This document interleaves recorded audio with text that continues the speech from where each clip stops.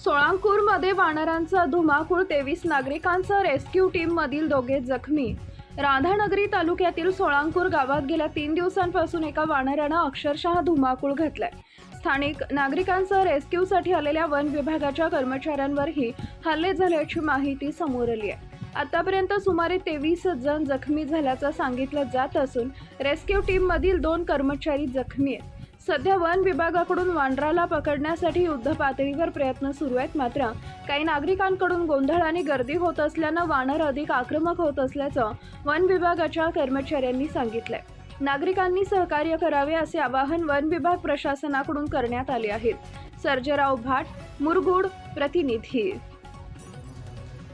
Radhanagari one परिक्षेत्रातील सोळांकूर या गावात गेल्या 2-4 दिवसापासून वानरांवर उपचार मांडला असून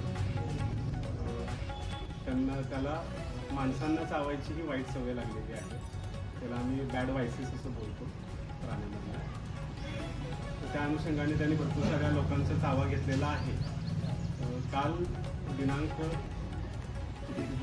22 पासून आमचं बचाव कार्य सुरू आहे.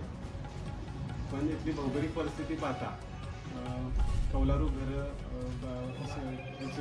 कन्स्ट्रक्शन केलेली घरं, त्यानंतर डोंगर, यामुळे तो अद्यापही खाली आलेला नाही आहे, जेणेकरून आपल्याला त्याला पकडता येईल. ठीक आहे. तसेच त्याच्याबरोबर एक जुना इन्सिडेंट झाला असणार आहे, जेणेकरून तो माणसांना घाबरला आहे आणि आता तो माणसांच्यावर त्यामुळे घाबरून अटॅक करायची त्याला सवय लागली आहे.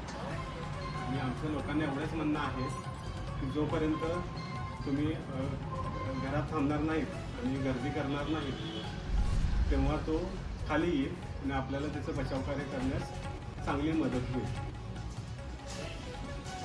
तरी लाईक करा, शेअर करा, सबस्क्राईब करा आणि बेल आयकॉन प्रेस करा.